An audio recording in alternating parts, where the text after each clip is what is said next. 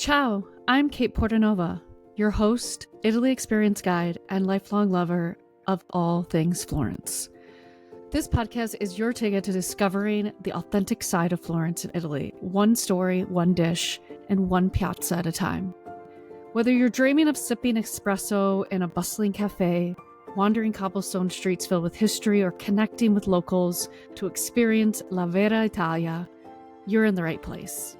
Join me as I share my journey of living, breathing, and embracing Florence's beauty, culture, and charm. Along the way, we'll explore slow travel, cultural immersion, and the simple joys of Italian life, with plenty of insider tips and heartfelt stories to inspire your next adventure. So grab your cappuccino, before noon of course, and let's dive into the magic of Florence together. Ciao a tutti, I'm Katie from Florence and Me, and I'm back this week, which I haven't been back any week, so I'm back this week finally. I have finally decompressed and got back to normal life here after being in Italy for 2 weeks.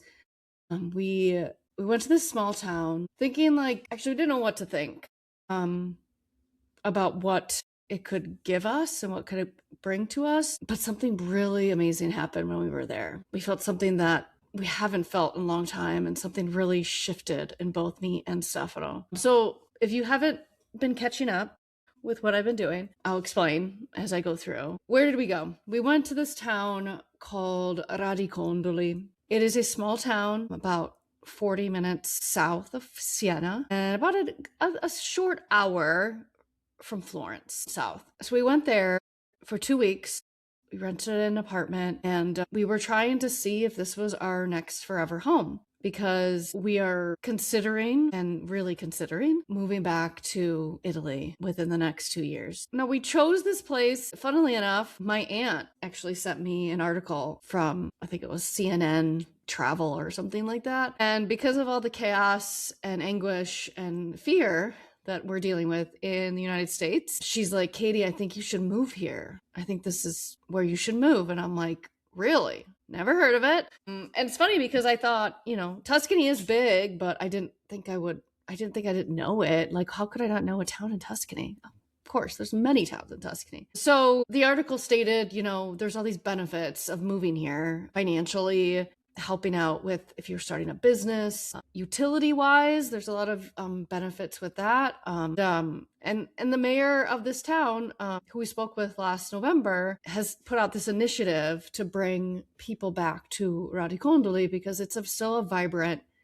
town where it's lost a lot of people to going to university, living abroad, going to bigger cities to find jobs. So their population is diminished. So that was the point of why the article was written, and just trying to draw people back to this hidden corner of Tuscany. So this is potentially where we are going to be before we arrive. We're like, okay, let's see how this is. Our friends were like, oh my God, it's so far away. What are you talking about? Like, why would you go there? Come back to Florence. We're here. I'm like, okay. I've lived in Florence. I love Florence. But there's part of me that just wants this new adventure, And Stefano too. Stefano's all about it. So we get there, and our mornings, of course, because I normally get up at 4 a.m. every day. We woke up at 8, sometimes 7. Stefano gets up. He doesn't need as much sleep as I do. 8 a.m. Wake up, get some coffee, relax. I did some Tai Chi the first couple of mornings, and then I got out of the habit of it. 10 o'clock, we start getting ready. And then by 11, I'm like, okay, let's get out of here. Let's go explore. And that was our mornings. We were just kind of like, okay, where do we want to go today? We had a car. We actually, with this apartment, which is great, we had a garage. So every night we could put the car in the garage, which is right below the apartment. Hi, Maya. And so the first few days, we kind of settled in. We kind of walked around a lot. We took some walks, and we started just trying to feel the energy that was in this town. At least I was. So given the fact that we had a kitchen at our apartment, so we could cook. So we were planning on making most of our lunches at the apartment. And then at dinner, we'd go to the restaurant that was the only one open this time of year. called Il Nazionale 2.0, which is this family run restaurant. And it's a restaurant bar, so they're open all day, getting a coffee, aperitivo, everything. So we'd spend our evenings at the cafe, at the restaurant slash bar, and we'd get there around like 5:36, and there would be always these four people sitting in the cafe playing cards. And I was just like, this is it. This is where I want to be. Like, I don't know why. There's just something in me. I was like, they don't have their phones out. The TV's not on. People are chatting. There's a little banter. And they were young and old. Like, it wasn't just, you're probably thinking old men. No, there was like women and younger people, and they all just seemed like they really cared about each other, and really, like, there was love between them. And even when one loses and they run out and they're like, I need a cigarette. And I tried so hard, like, each time we were there, to not look at my phone and to not be distracted. And as I was talking to one of my friends today, I was like, what happened to staring into the abyss of, like, daydreaming? And, like, why don't we do that anymore? Why are we so, it's like, and we both talked about this at the same time, my friend that I talked to today, it's just like if you're addicted to cigarettes, you constantly need to pick up your phone. You need to pick up your phone. But why? So I noticed when I was sitting in the cafe and I was watching them play cards, I'm like, why am I looking at my phone? Why do I need to pick up my phone? And I could never give myself a good answer. It was only just to keep me, and this is probably what you're all feeling. Like, it's like that feeling that, well, I need to be doing something. So, okay, I'll pick up my phone and I'll scroll for no reason. But to just know that I'm not staring at you, sir, playing cards. I'm in my own world. I'm sitting here enjoying a glass of wine, and don't worry about me. So that was one of the things that stood out the most to me, especially having to do with technology and my phone and everything. The first part of the week was the perspective I had was like, I don't know about this place. I kept telling stuff, I don't know about this place. Everyone's looking at us weird. Like, we stick out really easily because everybody knows everybody. We went to the tourist office. We talked to the two women that work there. We went to the museum. There's a museum above the tourist office. We did try to immerse ourselves as much as we could, talking to people. We always said buongiorno, buonasera to all the older people that would walk past us, even though they gave us, like, strange looks, like, who the hell are you? Why are you in my town? But I never felt like the cold shoulder, like, who are you? Like, what I just said, like, who are you? What are you doing in my town? Like, I just felt like curiosity coming from their eyes. Like, when I would look at these older women, they would be walking from the co-op, from the little grocery store, from the pharmacy, and, like, I was just like, curiosity, like, who are you? What are you doing here? You have a strange accent. Like, so yeah, the first part of the week was like that, and then it slowly started getting more. We started talking more to the people at the cafe, to Francesco, who was serving us, and Julia, who was the chef at the restaurant. She just exudes love. Welcoming love, compassion. She's constantly smiling. She's always in a white t-shirt and jeans. She's got dark curly hair. But she's like, oh, what can I get for you? What can I get you? What can I get you? Like, very motherly, because she does have children, but just also just like, I want to be your friend. Like, I kept thinking to myself when I first saw her, I'm like, God, I want to be her friend. I want to be her friend. And she, like, made the most amazing dishes. Simple, as I've always said, like, simplest the better. 3 ingredients, delicious. I think we tried everything on their menu by the end of the 2 weeks, from their desserts to their secondo, primo, like, everything. We tasted everything. And by the end of the week, like, the last night we were there, we said, can we eat here? We have nothing left in our apartment. They're like, oh my God, yeah. Like, whatever you want. Like, because she usually opened at like 7:30. She's like, your table is there. Your table is there. And we'd sit down, and she'd come over. She'd go, okay, this is what I have. But what do you want? Like, she would first say, what do you want? I'm like, well, we have had everything. What are you making? Like, tell us what you're making. Okay, I'm making this. I'm making that. And it was always something like, oh my God, I have to have that. Yes, I'll have that. Yes. Oh, and she loves chickpeas. So and if you guys know me, I love chickpeas. So she had like a chickpea dish or soup. I can't remember what she made. Anyway, it was delicious. It was delicious. The last night we were there. And the pace of everything that we did from the restaurant to our walks was just very intentional. Like we didn't rush. There wasn't like, oh my God, we have to get to this restaurant. Oh my God, we have to get to this town. We just kind of let everything flow. Just the way it's supposed to be. It really felt like as we got to know the other people, the other locals, they started offering us cocktails or a drink, Amaro, Vinsanto. Like, I started to feel like I was living in somebody's house in this town. Because even if they didn't really know us, they still just said hi and like just was so, they were so welcoming. I just felt like I was taken care of, especially with Julia and her sister Bruna and the Emanuela, her daughter. Like they were all just there to be of service, but also just like humans being kind and sharing the community. Like Stefano is one of those people that just like starts talking to people. And this was like the perfect town for him because everybody was like, oh my God, yeah. Tell me more. And then they would just get into like conversation.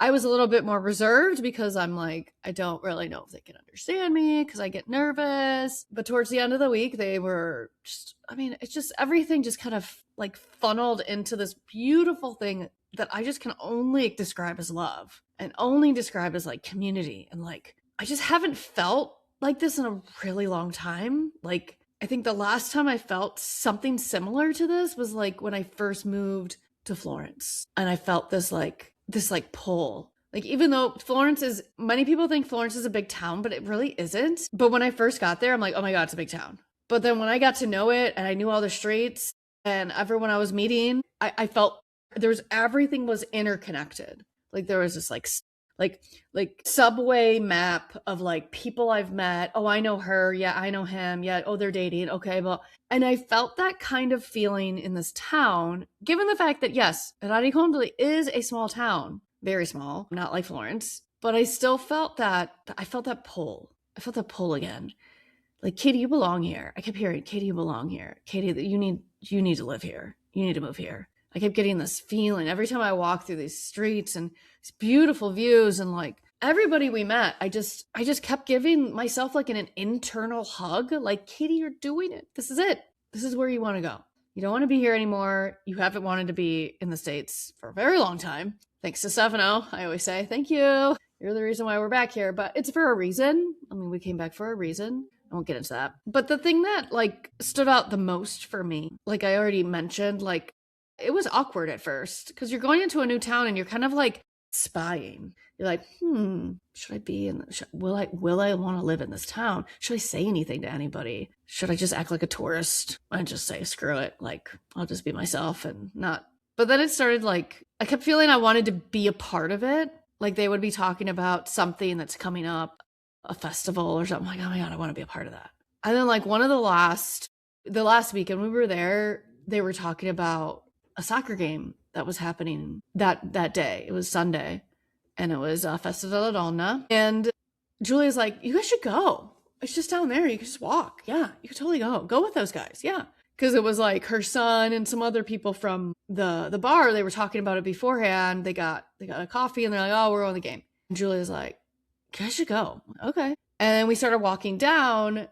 And as we were walking down, one of the locals stopped who we had met one of the evenings prior. And he's like, hey, do you want to ride? I mean, it's only like 500 meters, but I can give you a ride. I'm like, sure. We're like, sure, yeah. And we hopped in and we found out his name's Gennaro. And he was so kind. And he's just like, Stefano was just like, okay, I need to talk to you about this. This is what we're trying to do. And this is so by that time, everybody has already found out that we're trying to move there. So then more people were kind of just randomly coming up to us and just kind of talking to us. And I felt that belonging. I felt that like yearning and like, oh my God, I don't have to yearn anymore. I feel like I belong. And the soccer game got me so excited because they were just as rowdy as that one time I went to like a Fiorentina game. Like, I just felt like, oh my God. I looked at stuff and I'm like, dobbiamo vivere qui. Oh, we have to live here. We have to live here. There's so much camaraderie. There's so much like togetherness, community, all these buzzwords I'm saying today. And then what shifted for Stefano, I just noticed in his demeanor, like He was happier. He was not stressed. He just kept saying, okay, let's go to the bar. Let's go to the bar. Let's go to the aperitivo. And he would laugh louder. He would smile more. He would just randomly say his little, like, he has all these little sayings that he says to people, and it makes them laugh. And then we just kept being like greeted like more warmly every time we came. And we did go for 3 days to Florence to visit some friends and his sister and stuff.